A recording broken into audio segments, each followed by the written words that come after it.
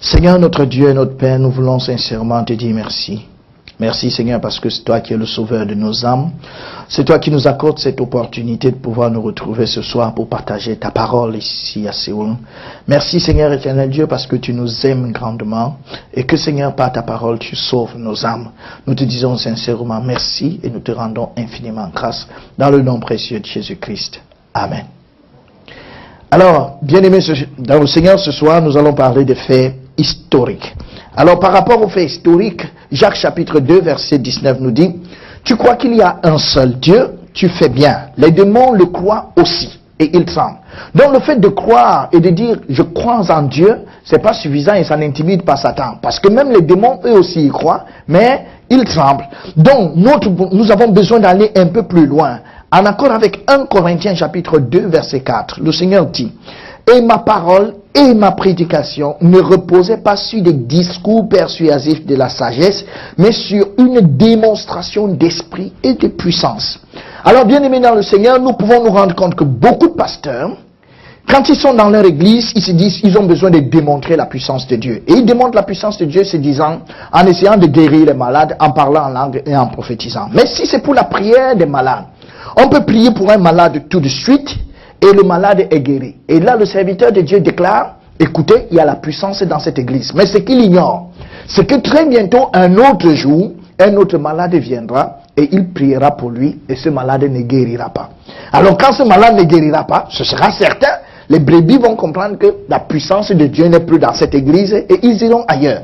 Donc c'est un faux fondement que l'église soit établie sur la puissance d'un homme. Or, l'église doit être établie sur des fondamentaux qui est la base même. C'est-à-dire sur des choses que le Seigneur seul a pu faire et que personne d'autre ne peut faire. C'est la raison pour laquelle notre prédication ne doit pas reposer sur des discours persuasifs de la sagesse, mais au contraire, notre prédication doit être basée sur une démonstration de l'esprit et la puissance de Dieu. Et c'est ce que nous allons faire ce soir, en expliquant comment Dieu, au travers des âges, a démontré toute sa puissance, a montré combien il était puissant, et ce qu'il a fait, il n'y a personne d'autre qui ait pu faire la même chose. Puissions-nous acclamer pour notre Seigneur. Donc ça montre que personne ne comprend. Ok.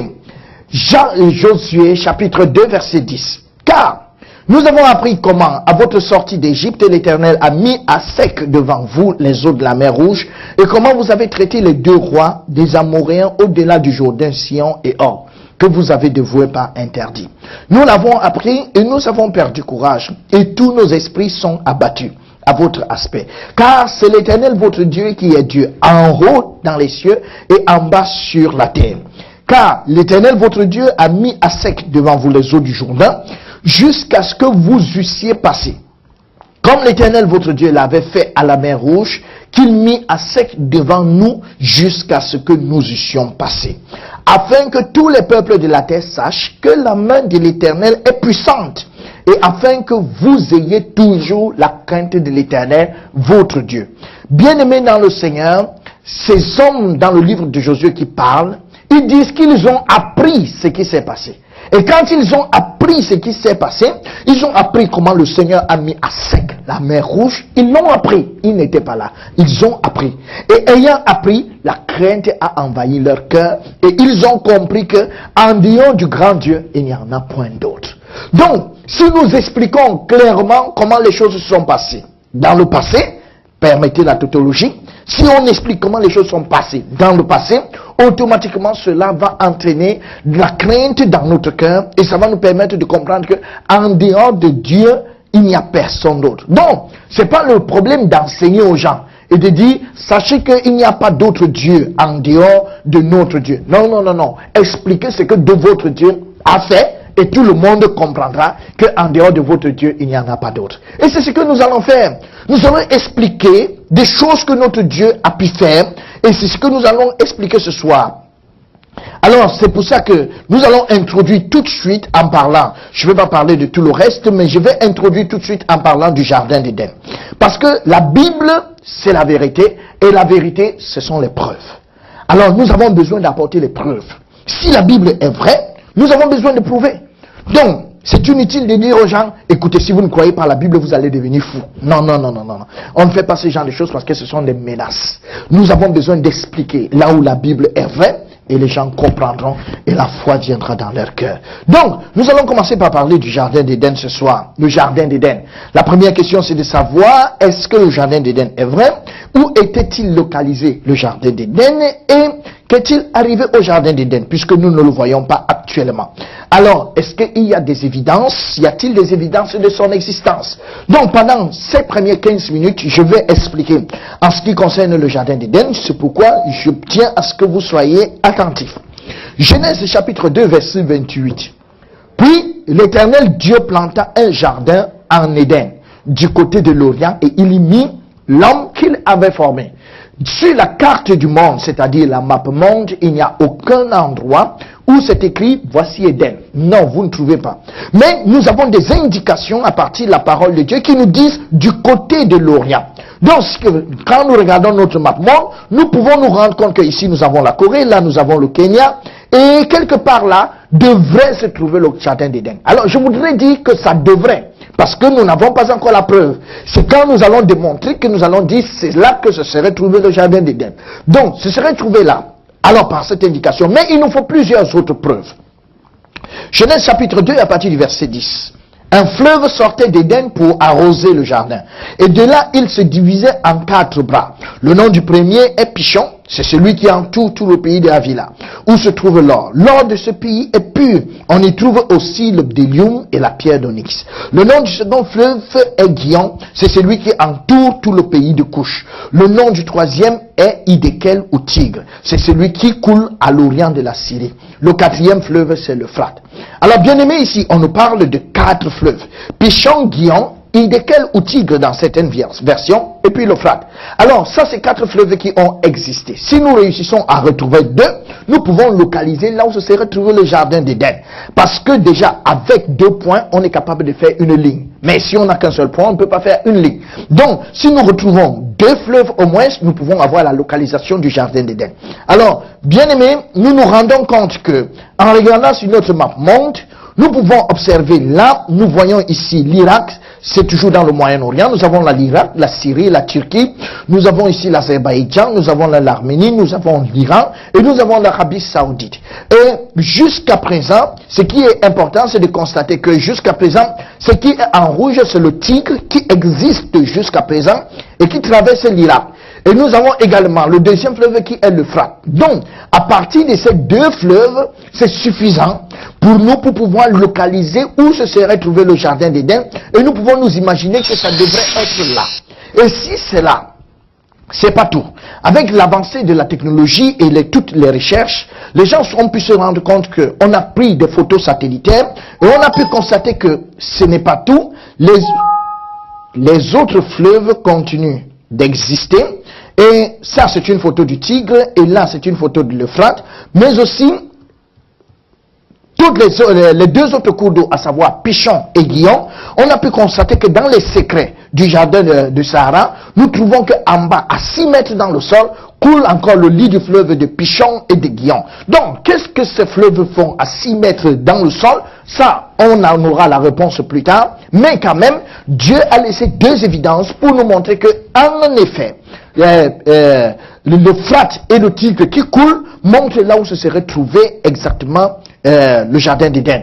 Donc, non seulement comme dans nos recherches, on a pu retrouver Pishon et Gihon qui coulent en deçà de ces 6 mètres du désert du Sahara, on a aussi pu trouver ces peintures rupestres. Alors, ces peintures rupestres montrent combien est-ce qu'il y a les animaux, comment il y avait de l'élevage. Or, il ne peut pas avoir d'élevage là où il n'y a pas d'eau. Ah, qu'est-ce qu'on pourrait bien trouver une peinture rupestre faire à cet endroit? Ceci montre qu'à cet endroit, il y avait assez d'élevage. D'autre part, on a trouvé des fossiles d'arbres qui sont en train de devenir comme des pierres. Et ces arbres pouvaient être longs d'environ 100 mètres. Personne ne les a transportés jusque-là, mais c'est parce qu'ils ont existé là et à partir du temps, ils ont continué à se transformer. Aussi, nous avons trouvé ceci, c'est un pêcheur, quelqu'un qui est dans une pirogue et qui fait de la chasse. Donc, il ne peut pas être dans une pirogue sans qu'il y ait de l'eau. Nous avons trouvé également cette peinture rupestre. La peinture rupestre, ça, c'est la peinture rupestre d'une libellule. Et communément, vous savez que la libellule, à cet âge-ci, a environ 5 cm de longueur. Mais nous avons mesuré la libellule à cette époque, et nous nous rendons que cette libellule, elle a environ 1 mètre de longueur. Alors, si c'est 1 mètre de longueur, c'est quand même assez gigantesque. Alors, quand on regarde dans ces fossiles, 1 mètre de longueur, et c'est pas le seul, on a pu retrouver aussi que non seulement les libellules étaient si grandes, mais une souris pouvait atteindre 2 mètres 4, un bœuf pouvait atteindre 9 mètres, et là nous avons trouvé l'os du fémur d'un homme. Et quand nous faisons la reconstitution avec un homme, ça c'est un géant américain, et vous savez les Américains sont assez costauds, mais quand on fait la reconstitution, on trouve que ce géant américain ne devrait atteindre qu'à la cuisse de celui qui se retrouvait dans le jardin d'Éden. Ça c'est assez étonnant et assez pertinent. Donc ce qui montre qu'à cette époque, les hommes étaient extrêmement grands de taille, les animaux étaient grands de taille, mais tout ce que nous voyons aujourd'hui, et c'est à cette époque qu'on a parlé, il y avait des grands arbres, mais il y avait aussi ce qu'on appelle aujourd'hui des dinosaures. Alors, qu'est-ce qui est à l'origine de ça? Ce qui est à l'origine, c'est que, en fait, Genèse chapitre 1, verset 7 nous dit, et Dieu fit l'étendue, et il sépara les eaux qui sont au-dessous de l'étendue d'avec les eaux qui sont au-dessus de l'étendue, et cela fut ainsi. Alors, qu'est-ce qui se passe? Il y avait de l'eau sur la terre, et le Seigneur a fait ceci. Il a séparé l'eau qui était sur la terre, il a mis une séparation entre l'eau qui est sur la terre, et il nous a couvert avec une autre couche d'eau. Et cette couche d'eau permettait à ce que sur la terre, il y ait une certaine atmosphère qui permette que l'homme puisse vivre pendant très longtemps et qu'il puisse grandir énormément. Or, ça faisait en sorte que ça ressemblait à ceci, et si les rayons ultraviolets pouvaient descendre sur l'homme, ça ne pouvait pas nous toucher avec la même puissance comme ça nous touche aujourd'hui. Et effectivement, ça a disparu pendant le déluge. Mais en ce moment, ça existait et ça permettait que l'homme pouvait vivre extrêmement longtemps. C'est la raison pour laquelle quand nous regardons le phénomène des âges, on se rend compte que d'Adam jusqu'à Noé, les hommes vivaient entre 800 et 1000 ans. Mais quand on observe aujourd'hui, on se rend compte qu'après Noé, c'est-à-dire à l'âge du déluge, parce que c'est là où les écluses des cieux se sont ouvertes, c'est-à-dire cette eau qui nous enveloppait est tombée sur le sol afin de noyer la terre, on peut donc se rendre compte que l'âge a commencé à baisser jusqu'aujourd'hui où nous nous retrouvons à 70 ans par là. Donc nous pouvons constater que toutes ces choses ont existé et c'est vraiment de la main de Dieu. Entre autres, nous quand nous lisons la Bible dans le livre de Genèse, il est écrit que c'est au temps de Pélec que la terre a été partagée. Bien aimé dans le Seigneur, je voudrais quand même vous dire, si vous prenez un cake et que vous mettez dans de l'eau, quand vous le ressortez, si vous le mettez au soleil, vous allez vous rendre compte qu'à force que le soleil le frappe, il va se diviser, il va se fendir. Alors, c'est la même chose que la terre a subi. Donc la terre, après avoir été immergée dans l'eau, elle est ressortie. Et étant ressortie, elle a commencé à être frappée par le soleil. Et étant frappée par le soleil, elle a donc commencé à se diviser. Et c'est là où on a le phénomène qu'on appelle en histoire le phénomène des plaques, de la dérive des continents, où nous pouvons donc voir la terre se partager en continents et aussi le phénomène du Gondwana. Donc, nous pouvons donc nous poser la question, exactement, ça c'était juste pour notre instruction, mais nous pouvons nous poser la question, où est donc parti le jardin d'Éden? Ézéchiel 31, verset 18 répond, à qui ressembles-tu ainsi en gloire et en grandeur parmi les arbres d'Éden? Tu seras précipité avec les arbres d'Éden dans les profondeurs de la terre. Tu seras couché au milieu des incirconcis avec ceux qui ont péri par l'épée. Voilà Pharaon et toute sa multitude, dit le Seigneur. Or, qu'est-ce qui s'est passé au juste? Nous savons tous, comme je l'ai déjà expliqué, que les animaux étaient tellement grands et que les arbres étaient tellement grands. Alors, tous ces arbres étant tellement grands et avec tous ces animaux, à cause de la colère de Dieu, donc il a fait descendre tout cela dans le sol, et ayant fait descendre ça dans le sol, avec la pression atmosphérique et le temps, vous-même vous le savez, tout toutes ces détritus d'animaux et ces détritus végétaux et ces carcasses d'animaux avec le temps se sont transformés en pétrole. C'est la raison pour laquelle dans cette zone du Moyen-Orient, nous avons près de 70% du pétrole mondial. Et si nous avons, c'est vrai que c'est de la richesse, mais aussi ça apporte beaucoup de complications à ces nations. Mais il n'en demeure pas moins que la parole de Dieu soit vraie. Et là, nous pouvons avoir une évidence que effectivement le jardin d'Éden a existé à cet endroit par tous ces puits de pétrole que nous pouvons voir. Et ça, nous disons merci au Seigneur de pouvoir nous donner une telle évidence. Donc, le jardin d'Éden n'est pas un mythe, mais c'est une réalité. Ça a effectivement existé. Et ça veut donc dire, si le jardin d'Éden est vrai, ça veut dire que la Bible est vraie. Et si la Bible est vraie, ça veut dire que si tu ne nais pas de nouveau, tu vas en enfer. Ça, c'est aussi vrai. Puisque c'est la même personne qui a parlé du jardin d'Éden, qui a également dit, Jean 3:3, à moins qu'un homme ne naisse de nouveau, il ne peut voir le royaume de Dieu. Donc, si le jardin d'Éden est vrai, c'est bon pour ce qu'on entend, mais c'est aussi dangereux si on n'est pas né de nouveau. Donc, c'est assez important. Alors, bien aimés, nous allons continuer avec l'histoire du déluge. Genèse 6, verset 5. L'Éternel vit que la méchanceté des hommes était grande sur la terre et que toutes les pensées de leur cœur se portaient chaque jour uniquement vers le mal.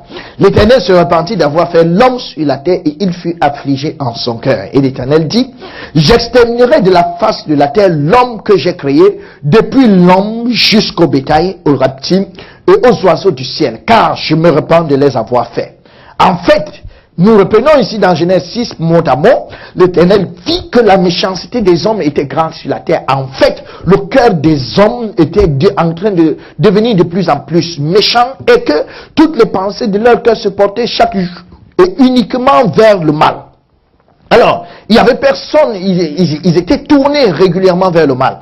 Et l'Éternel dit, j'exterminerai de la face de la terre l'homme que j'ai créé, depuis l'homme jusqu'au bétail, aux reptiles et aux oiseaux du ciel, car je me repens de les avoir faits. Alors, le Seigneur se repent d'avoir fait les oiseaux du ciel, car il se rend compte que l'homme devient de plus en plus méchant et tous ces bêtes ne lui servent pratiquement à rien. Mais, ici, dans Genèse chapitre 6, verset 7, le Seigneur cite tout ce qu'il va détruire, mais il ne cite pas les poissons. Pourquoi est-ce qu'il ne cite pas les poissons? Parce que les poissons continueront de vivre, peu importe si l'eau là vient vous tuer ou bien vient vous faire vivre, mais le poisson, là où il y a de l'eau, il vit. Alors, c'est pour ça que les poissons ne sont pas cités ici. Donc, nous allons voir la différence plus tard. Alors, Genèse 6, verset 14 dit, fais-toi une arche de bois, de gopher. Tu disposeras cette arche en cellules et tu l'enduras de poids en dedans et en dehors. Alors, Dieu a pour plan de sauver un homme. Alors, il demande à Noé, ce Noé qui a trouvé grâce à ses yeux, il lui demande de construire une arche. Et dans cette arche, il lui demande de mettre de l'enduit. Parce que quand Dieu décide de sauver un homme, il prend toutes les précautions pour ne pas le perdre à nouveau. Donc, Dieu ne peut pas vous sauver pour vous perdre à nouveau. Mais ce serait peine perdue. Sinon, son sacrifice ne servirait à rien. Alors, s'il vous sauve, il doit vous garder. Et il s'arrange à vous garder pour ne pas vous perdre à nouveau. Alors Dieu est décidé à sauver Noé. Et comme il va sauver Noé, il prend toutes les dispositions pour ne pas perdre Noé à nouveau. Il dit, voici comment tu la feras. L'arche aura 300 coudées de longueur, 50 coudées de largeur et 30 coudées de hauteur. C'est quand même assez grand parce que ça fait présentement une longueur d'environ 150 mètres, c'est assez grand. Et puis une largeur d'environ 25 mètres et une hauteur d'environ 15 mètres. Ça fait un rez-de-chaussée quand même plus 3. Donc ça fait quand même un immeuble à 4 étages. C'est quand même assez gigantesque. Et pourquoi est-ce qu'il le fait? Parce que nous le savons très bien, à cette époque, les animaux étaient extrêmement grands. Alors pour les mettre, il fallait que ce soit quand même quelque chose de grand. C'était un grand bâtiment.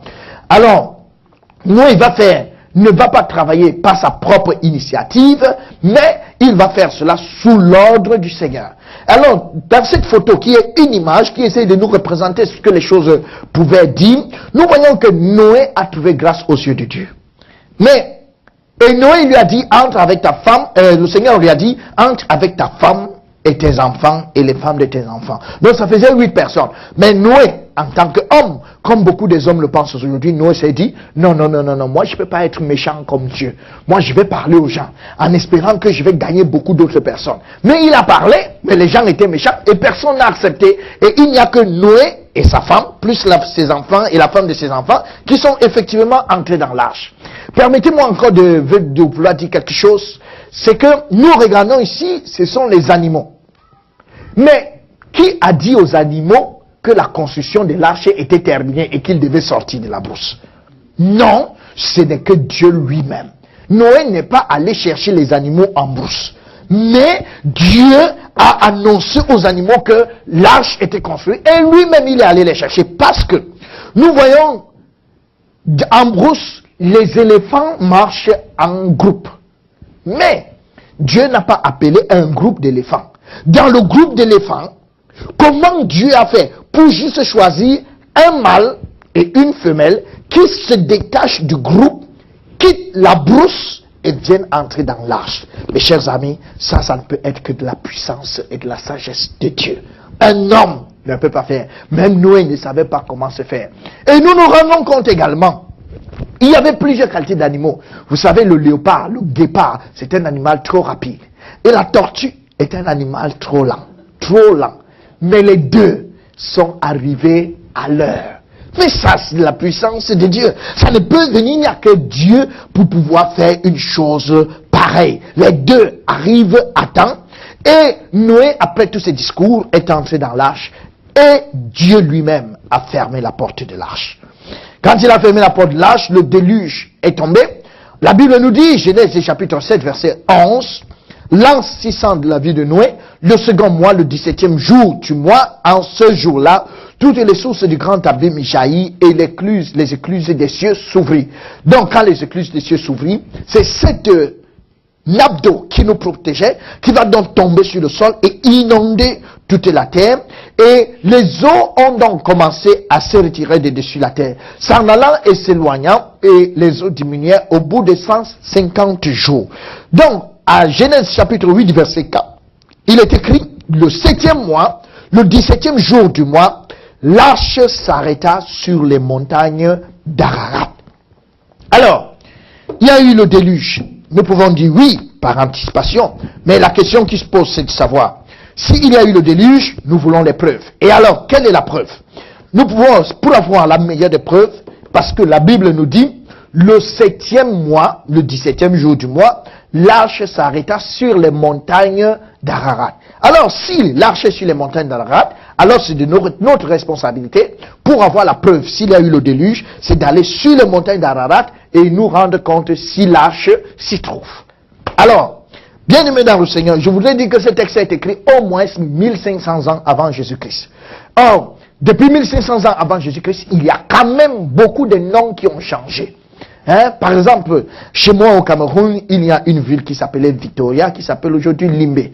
Il y a la Mésopotamie, qui s'appelle aujourd'hui l'Irak. Il y a beaucoup de pays qui ont changé de nom. Beaucoup de pays ont changé de nom. Mais c'est curieux. C'est curieux que Ararat n'ait pas pu changer de nom depuis plusieurs années. C'est parce que le Seigneur voulait bien nous laisser une preuve. Alors, quand nous regardons dans notre map monde, nous pouvons nous rendre compte que juste à la frontière de l'Arménie et de la Turquie, il y a là la chaîne montagneuse Ararat. Et elle existe d'Ararat et elle existe jusqu'aujourd'hui, le mont Ararat. Et non seulement c'est une chaîne montagneuse, mais il y a ce qu'on appelle là le Grand Ararat. Et le Grand Ararat, le voici.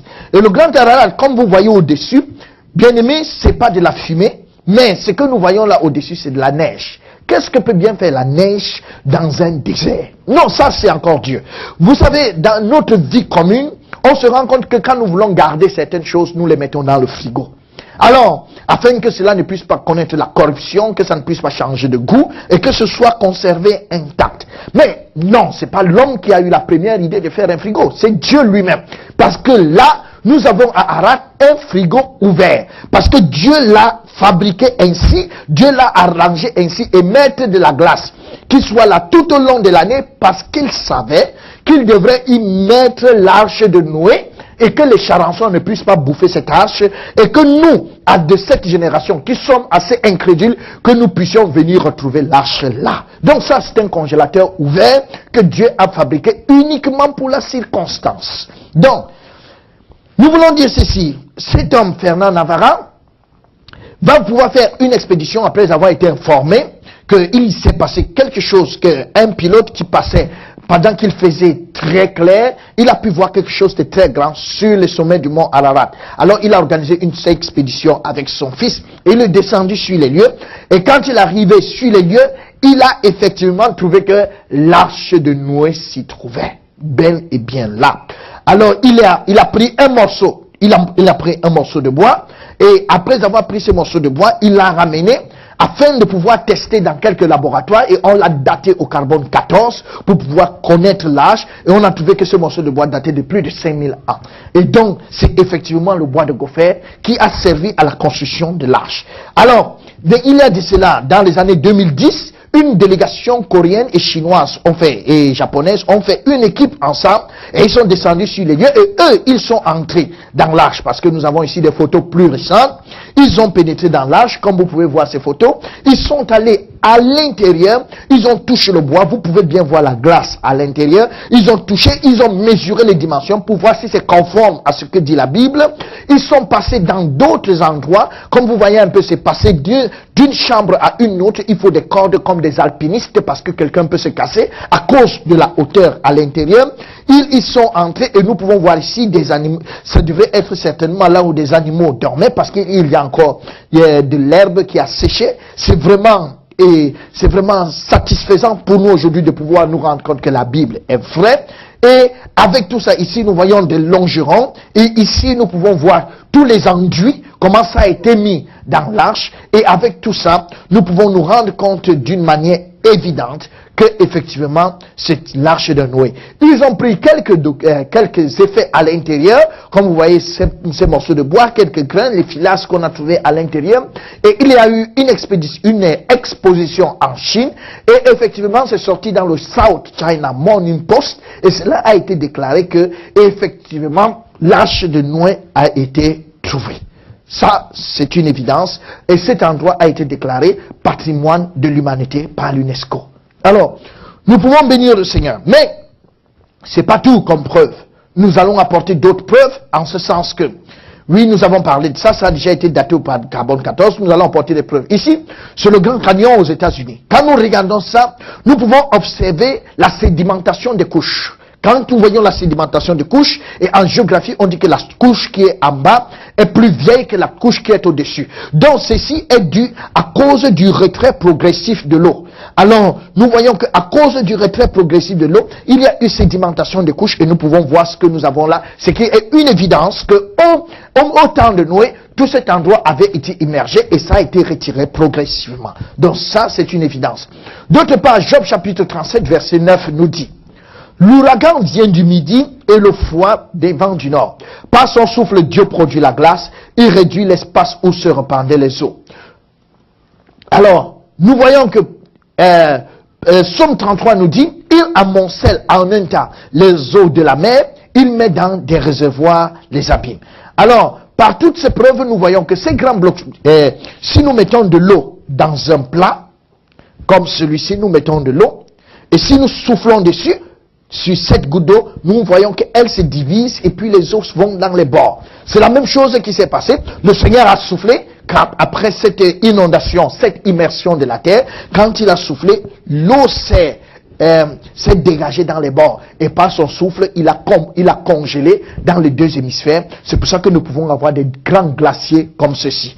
Mais nous pouvons aussi nous rendre compte que ce n'est pas tout, il y avait quand même assez d'eau. Il a aussi pu creuser des citernes à l'intérieur des océans, ce qui est écrit dans Psaume 37 verset 7, il y a 33 verset 7, il a pu creuser des citernes dans les océans afin de pouvoir mettre de l'eau à l'intérieur et que la terre puisse ressurgir. Ça, c'est également une autre preuve. D'autre part, nous pouvons nous rendre compte également avec évidence que sur des sommets de montagnes, on a pu retrouver des fossiles des animaux aquatiques. Et s'il y a des fossiles des animaux aquatiques sur des sommets des montagnes, comment seraient-ils sortis de l'eau pour venir se placer sur des montagnes? Non, c'est parce que l'eau était arrivée là au temps du déluge, et l'eau, en se retirant, Dieu lui-même a dû attraper certains animaux pour les laisser là, parce qu'il savait qu'en notre temps, il y aurait des personnes très incrédules et il fallait bien des preuves pour les convaincre, et c'est pour ça qu'il a laissé ces preuves qui sont ces carcasses d'animaux.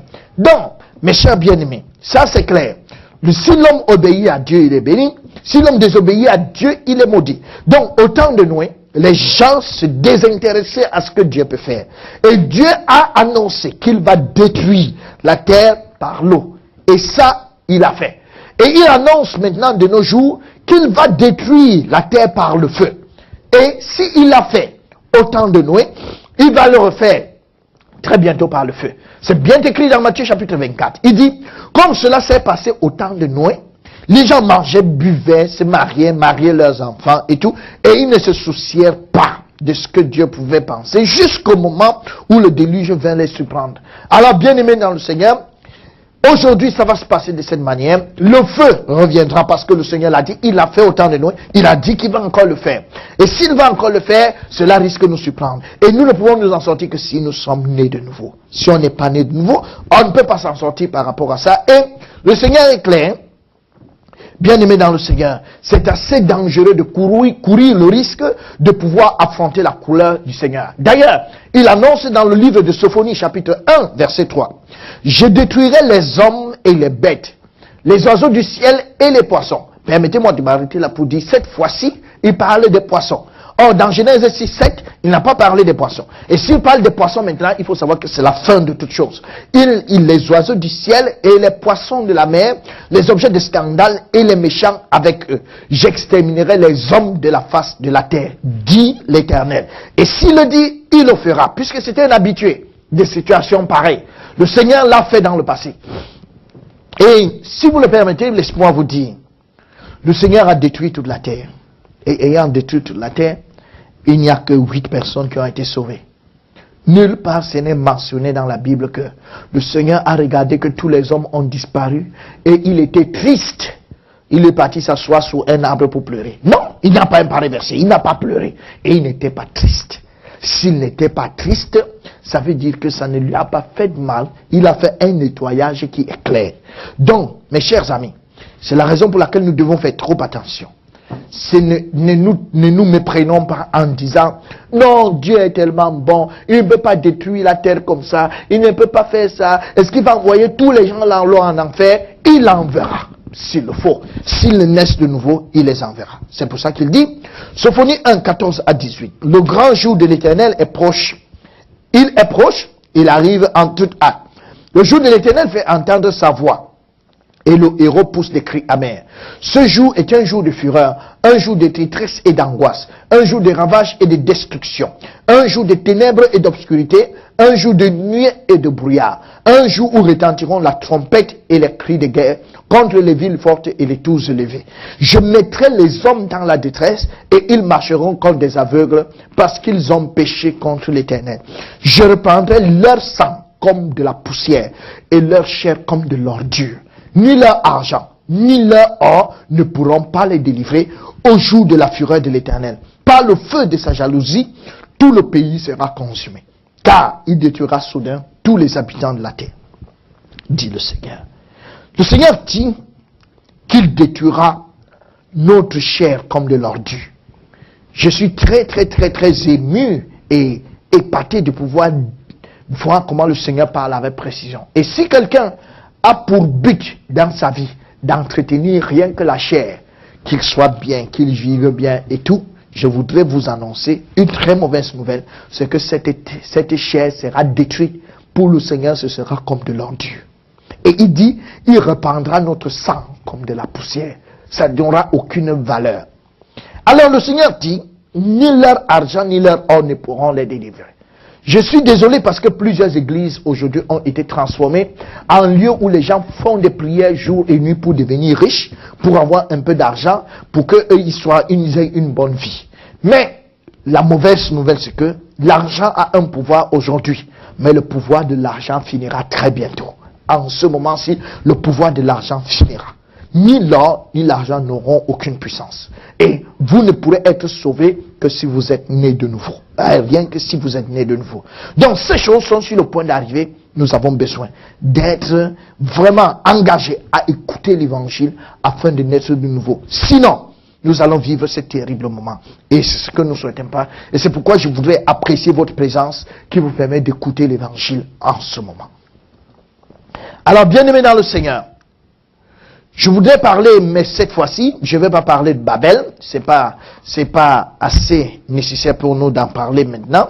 Mais je voudrais juste nous rappeler, en ce qui concerne la tour de Babel, Genèse chapitre 11. Et l'Éternel dit, voici, ils forment un seul peuple et ont tous une même langue.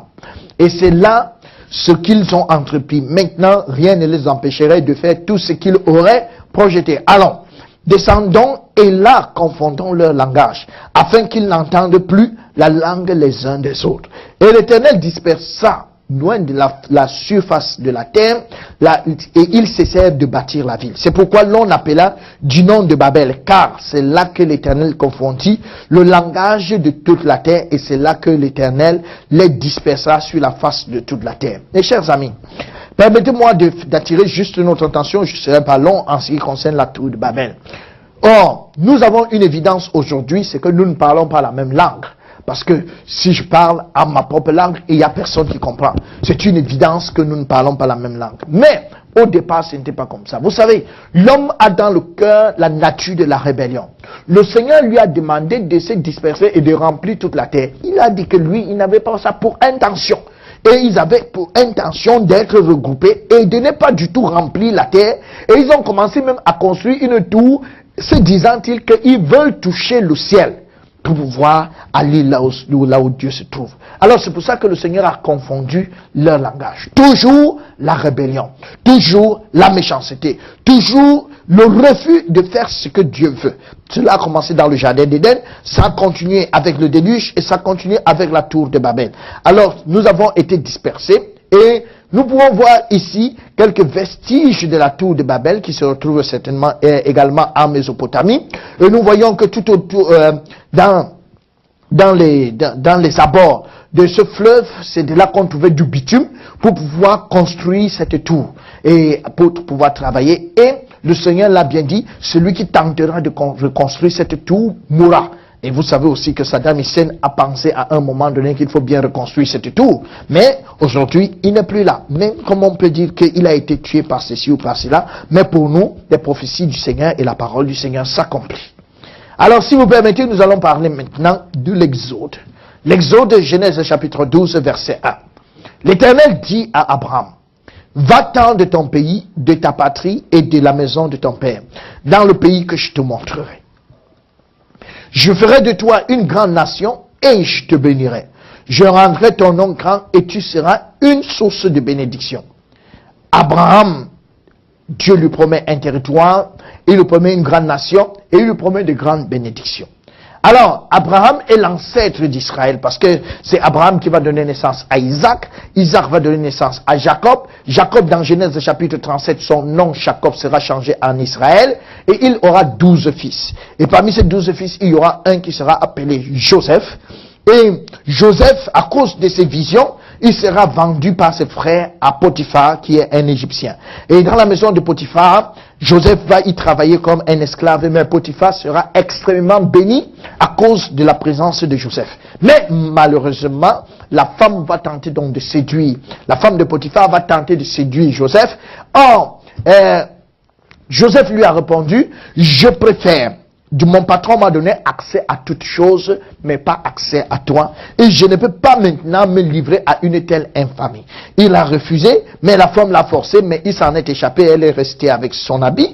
Malheureusement, elle a présenté à Potiphar et elle a dit, voici ce que ton fidèle serviteur Joseph a fait. Il a voulu me violer, ainsi de suite. Alors, ça va conduire Joseph en prison. Et étant en prison, s'il vous plaît, Joseph va continuer à interpréter ses rêves jusqu'à ce que le pharaon d'Égypte de cette époque puisse avoir une vision qu'il n'arrive pas à expliquer. Et on va lui dire, non, il y a un certain Joseph qui est en prison et qui est capable d'expliquer tous ses rêves. Et alors, on va faire venir Joseph et il va expliquer le rêve. Et ayant expliqué le rêve, tout le monde étant convaincu, Pharaon va le désigner comme étant un gouverneur en Égypte, et en tant que gouverneur d'Égypte, il sera chargé de gérer les 7 années de prospérité et les 7 années de famine. C'est alors que Joseph va s'établir en Égypte et il va ainsi sauver toute sa famille, tous ses frères de la famine, comme pour dire les voies de Dieu sont insondables. Il va sauver tous ses frères et toute sa famille, son père, de la famine parce qu'il les fera venir en Égypte et ils ne mourront pas de faim. Alors en Égypte, ils seront établis à Goshen et des années vont passer et il va venir sur le trône un pharaon qui n'a pas connu Joseph et qui aura un problème avec le peuple juif parce que le peuple juif se multiplie rapidement.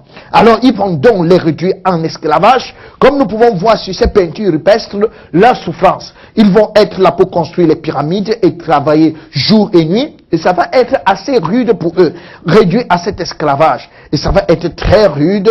Mais, alors, Dieu va se souvenir de son peuple 400 ans plus tard. Et alors, comme il ne peut pas laisser son peuple à cet endroit, il va donc décider, lui-même personnellement, d'envoyer Moïse pour aller chercher ce peuple et le sortir d'Égypte. Exode chapitre 13, verset 17. Lorsque Pharaon laissa aller le peuple de Dieu, Dieu ne le conduisit point par le chemin du pays des Philistins, quoique le plus proche, car Dieu dit, le peuple pourrait se repentir en voyant la guerre et retourner en Égypte. Bien-aimé, mais Dieu fit faire un détour, au peuple un détour par le chemin du désert vers la mer Rouge. Les enfants d'Israël montaient en armes hors du pays d'Égypte. Donc quand nous regardons ici, le peuple devrait partir de Sukkot pour se rendre ici à la terre promise. Alors, cette distance pouvait se faire pratiquement en 11 jours et ce sera un peu plus facile. Alors, mais nous pouvons remarquer ici quelque chose d'assez particulier. Le peuple, si le peuple s'était levé lui-même pour aller vers Dieu, certainement c'est la route qu'ils auraient prise. Parce qu'ils ne connaissaient pas le chemin. Mais c'est Dieu lui-même qui est allé les chercher. Alors si un homme lui-même s'engage à naître de nouveau par ses propres forces, certainement il prendra le mauvais chemin. C'est Dieu par sa parole qui nous accorde la nouvelle naissance. Donc, le peuple ne s'est pas levé soi-même, Dieu a envoyé Moïse pour venir le chercher. Or, au lieu d'aller tout droit, ils vont faire un détour à Étam d'abord, et de Étam, ils vont descendre à Pi-Hahiroth, et de Pi-Hahiroth, ils vont arriver à la plage de Migdol. Exode chapitre 13, verset 20. Ils partirent de Sukkot et ils campèrent à Étam, à l'extrémité du désert.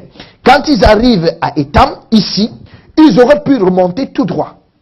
Mais ils ne sont pas remontés tout droit. Parce que c'est Dieu qui connaît le chemin. Parce que notre Dieu n'est pas un amateur en matière de salut. Il est un expert. Il maîtrise le salut. Et il les a fait dévier pour descendre à Pi-Hahiroth. Alors, l'Éternel allait devant eux le jour dans une colonne de nuée pour les guider dans leur chemin. Et la nuit dans une colonne de feu pour les éclairer. Afin qu'ils marchassent jour et nuit. Parle aux enfants d'Israël qui se détournent et qu'ils campent devant Pi-Hahiroth, entre Migdol et la mer, vis-à-vis de Baal-Tsephon. C'est en face de ce lieu que vous camperez près de la mer. Donc, le peuple va arriver à Pi-Hahiroth et ils arrivent maintenant de Pi-Hahiroth, ils passent à Migdol. Permettez-moi de vous montrer que voici le chemin que le peuple d'Israël va prendre. Et ce chemin, c'est entre les montagnes. Parce que de ce côté, c'est une chaîne montagneuse, de l'autre côté, c'est une chaîne montagneuse. Pourquoi? Quand le Seigneur te sauve, il s'arrange à ce qu'il ne te perde pas. Or, de part et d'autre, comme il y avait les montagnes, c'était impossible que le peuple d'Israël soit attaqué par là. Alors, il n'y avait que l'entrée par derrière, que derrière et devant, que Dieu lui-même contrôlait. Quand Dieu nous sauve, il sécurise notre salut. Alors, ils vont marcher. Et ça, c'est une photo de cet endroit, comme je suis en train de monter. Alors, ça, c'est une photo là où ils sont passés. Et là, ils arrivent à la plage de Migdol. Ça, c'est la plage de Migdol. Une plage comme celle de Migdol.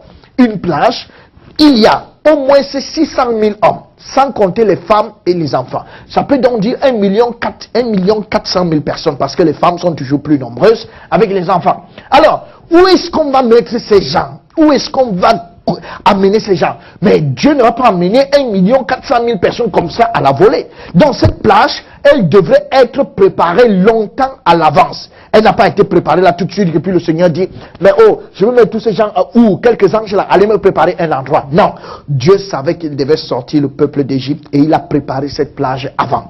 Et cette plage, j'ai mesuré ça pour vous, afin que vous puissiez connaître, elle a environ 9 km de long, et 6 km de large, ça fait environ 54 km carrés. Et si c'est 54 km carrés, c'est assez suffisant pour accueillir un tas de personnes comme celui-là. Parce que notre Dieu c'est un professionnel en matière de salut. Alors, bien aimé dans le Seigneur. Alors, ce peuple sera parqué ici. Et là, nous sommes ici en Égypte. Et nous avons ici Migdol qui est là, en face de Belthéphon. Alors, ils seront ici. Mais le peuple doit traverser. Mais eux, ça va se passer comment? Nous nous rendons compte que le peuple étant ici, ce que vous voyez sur cette map, permettez-moi de vous expliquer, on appelle ça, en géométrie, on appelle ça l'altimétrie. Alors, l'altimétrie, c'est quoi? L'altimétrie, c'est, en fait, ce sont des calculs qui permettent de montrer la dénivellation du sol quand on fait un plan. Et ici, les océanographes ont fait l'altimétrie de la mer à cet endroit. Et ayant fait l'altimétrie de la mer à cet endroit, on peut donc se rendre compte que ici, au-dessus, comme vous voyez ces ronds, ça montre que c'est profond et ça devrait être une profondeur d'environ 100 mètres. Et en bas également, ici, ces ronds, ça devrait être une profondeur d'environ 100 mètres. C'est-à-dire, si c'est 100 mètres de profondeur en haut et 100 mètres de profondeur en bas, ça veut dire qu'avec 100 mètres de profondeur, même si on enlève de l'eau, et qu'on demande au peuple de passer par là, ils vont tous se casser en morceaux, n'en parlons pas des femmes et des enfants. Donc, ce serait pratiquement une tombe pour les enterrer. Mais, notre Dieu, entre les profondeurs, il a laissé une largeur d'environ 100 mètres où la dénivellation est d'environ 6% et la remontée de l'autre côté d'environ 6%. C'est-à-dire même une vieille maman de 50, de 60, de 70, de 90 ans serait capable de descendre à pied et de remonter de l'autre côté. Et c'est à ce niveau exactement que notre Dieu va ouvrir la mer Rouge. Ce qui montre que notre Dieu est un expert en matière de salut.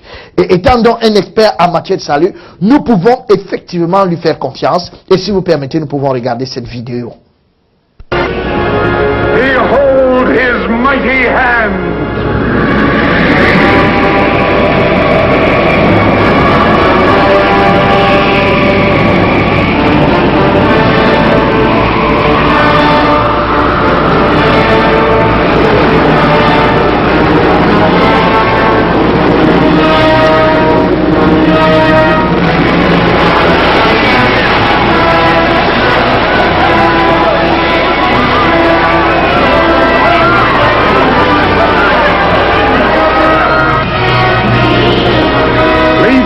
Through the midst of the waters, his will be done.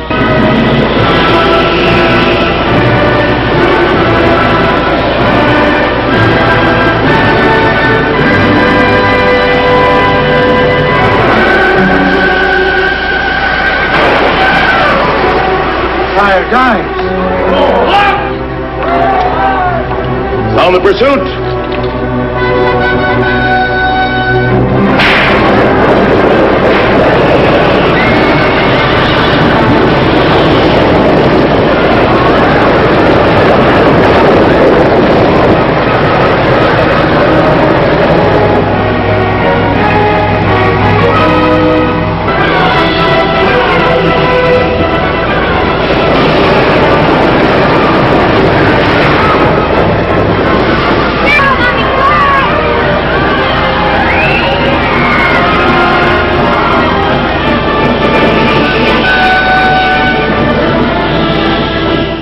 Shall withstand the power of God.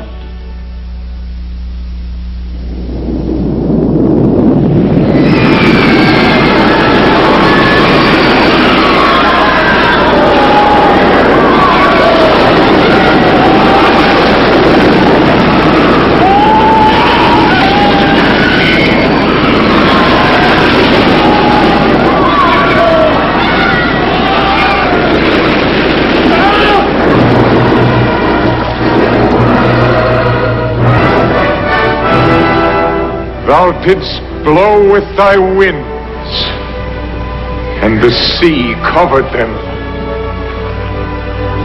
Who is like unto thee, O Lord?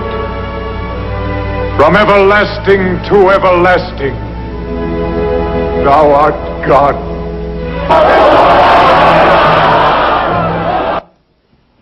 Alors, nous pouvons ici comprendre comment est-ce que Dieu a sauvé le peuple. Permettez-moi d'expliquer.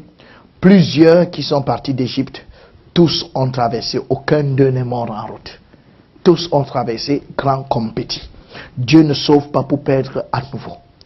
Alors, là, ici, comme je l'expliquais, nous avons ici l'altimétrie. Nous voyons un peu les profondeurs, comme je vous le montrais, 100 mètres ici, 100 mètres là. Et c'est ici que le peuple, la mer Rouge a été ouverte et le peuple a traversé. Donc, si le Seigneur ouvrait la mer Rouge ici, le peuple se serait enterré là. S'il ouvrait la mer Rouge de ce côté, il serait mort et enterré ici. Mais c'est à ce niveau, comme nous voyons que la mer Rouge a été ouverte. Et ici, nous avons la plage de Migdol et de l'autre côté, nous avons Baal-Tchephon. Alors, nous pouvons comprendre la sagesse de notre Seigneur. La traversée a eu lieu là. Alors, donc, comme nous le voyons, nous pouvons l'observer. C'est vraiment assez fantastique la manière dont le Seigneur opère, la manière dont il agit. Et maintenant, nous avons des preuves qui montrent que, effectivement, il y a eu la traversée de la mer Rouge parce que les océanographes ont fait des plongées à cet endroit de la mer Rouge et on a pu regarder, on a pu observer que il y avait des débris, c'est-à-dire que des fossiles marins, des axes des chevaux, des axes des chariots, et on pouvait voir ça à tout endroit et extrêmement multiplié à cet endroit de la mer. Cela n'a pas été amené par un homme, comme vous pouvez le voir. Ça se trouvait en milliers à cet endroit et qui sont devenus des fossiles. Et aussi ça, c'est la tradition allemande. On peut se rendre compte que même dans la tradition allemande, c'est quand même écrit ici. Nous voyons Mérenphat, c'était le pharaon de l'époque. Et nous voyons aussi Exodus. Ça veut dire que Mérenphat est mort pendant l'exode. Donc tout ça nous montre quand même que c'est vrai que l'exode a eu lieu, mais ce n'est pas tout. Nous pouvons nous rendre compte de cette évidence également. Parce que, en fait, tous les pharaons d'Égypte sont momifiés. Alors quand ils sont momifiés, c'est-à-dire qu'ils sont gardés dans des sarcophages, comme nous voyons ici le traitement. Et alors, quand nous allons au Caire en Égypte, nous allons trouver là tous les sarcophages avec tous les pharaons à l'intérieur. Et là, nous avons tous les pharaons sont comme celui-ci. Donc comme vous le voyez, tous les pharaons se ressemblent parce qu'ils ont été momifiés. Mais il y a un seul pharaon qui est différent. Et ce pharaon qui est différent, c'est Mérenphat. Le voici, il est tout blanc. Pourquoi est-ce qu'il est tout blanc? Parce qu'il est mort dans l'eau. Et comme vous le voyez ici, c'est à cause de la salinité de l'eau. Et on peut observer que tout autour de sa bouche, ça a été rongé. Cette bouche qui était en train de proférer des mauvaises paroles contre l'Éternel, ça a été rongé par les poissons. Les yeux qui ne voulaient pas voir la gloire de Dieu ont été rongés par les poissons. Et les oreilles qui ne voulaient pas entendre ce que Dieu était en train de dire, ça a été également rongé par les poissons. Donc nous pouvons nous rendre compte que ici c'est Mérenphat et il est totalement différent de tous les autres pharaons. C'est une preuve que effectivement l'exode a eu lieu. Alors si l'exode a eu lieu, c'est également évident, bien aimé dans le Seigneur, que la Bible est vraie. Ici nous avons le mont Horeb, mais c'est pas nécessaire pour nous. Donc nous savons que là la Bible est vraie. Pourquoi? Parce que le jardin d'Éden, il est vrai, l'arche de Noé, c'est vrai, la tour de Babel, c'est vrai, et aussi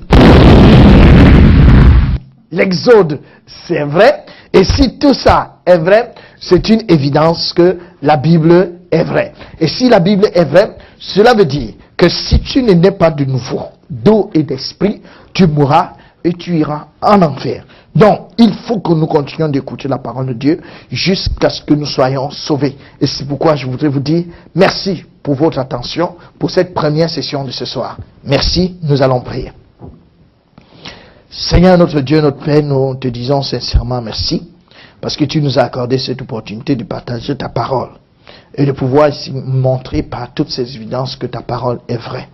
Merci Seigneur éternel Dieu Tout-Puissant, parce que toi qui es le sauveur de nos âmes, tu nous aides à comprendre la parole de Dieu. Merci grandement pour tout cela. Dans le nom précieux de Jésus-Christ, j'ai prié. Amen.